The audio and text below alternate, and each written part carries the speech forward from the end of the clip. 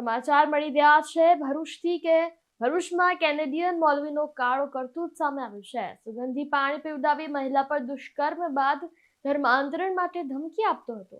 અંકલેશ્વરમાં Canadian citizen મૌલવી દ્વારા મહિલા પર દુષ્કર્મ અને ધર્માંતરણ માટે ધમકી આપવામાં આવી। પોલીસે તેની ધરપકડ કરી।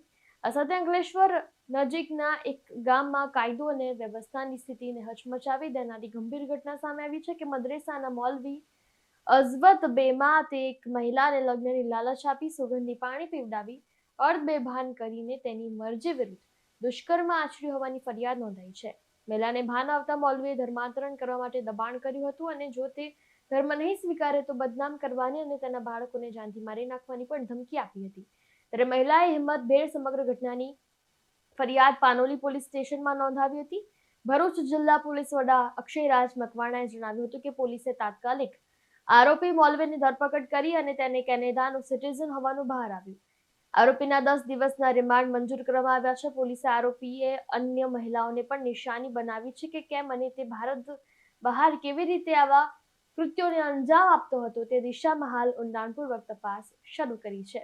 તારીખ 11/11/2025 ના રોજ પાનોલી પોલીસ સ્ટેશન ખાતે એક ભોગ બનનાર મહિલા આવે છે અને તેના જણાવ્યા અનુસાર કરમાલી ગામે મદ્રેસામાં મૌલવી તરીકે ફરજ બજાવતા અજવદ અહેમદ બેમાતનાઓ તેમને વારંવાર કોલ કરી તેમને પોતાની વાતોમાં ફોસલાવી અને ત્યારબાદ આ તારીખે સાંજના સમયે તેમને એક સ્મેલવાળું પાણી પીવડાવી તેમની સાથે બળજબરીપૂર્વક તેમણે શારીરિક સંબંધ બાંધેલા હતા અને ત્યારબાદ મહિલાને અવારનવાર કોલ કરી અને તેને મુસ્લિમ ધર્મ અંગીકાર કરવા માટે અને જો આ કામ ના કરે તો પછી તેને બદનામ કરી દેવા માટેની વારંવાર ધમકી આપતા હોય અમે લોકોએ ફરિયાદ નોંધેલી હતી।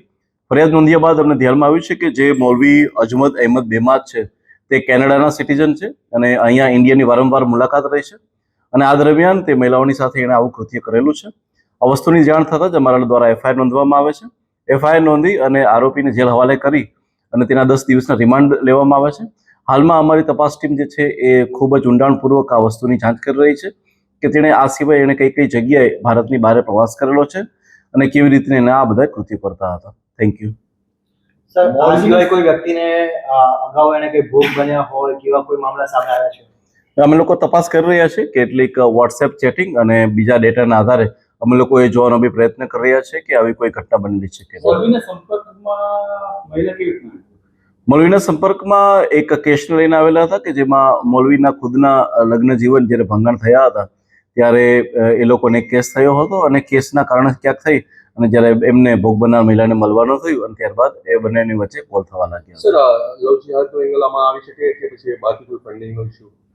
અમે લોકો દરેક વસ્તુને ચેક કરી રહ્યા છીએ પરંતુ આની અંદર જે ક્લિયર કટ છે મહિલાને એક પુસ્તક દેવામાં આવે છે જેમાં એ મુસ્લિમ ધર્મને અંગીકાર કરે અને કેવી રીતના મહિલાઓએ કઈ વસ્તુનું ધ્યાન રાખવું જોઈએ પુસ્તક દ્વારા અને વારંવાર વાતચીત દ્વારા જે છે એ મહિલાને મુસ્લિમ ધર્મ અંગીકાર કરવા માટે એમને બળજબરી પાડવામાં આવતી હતી।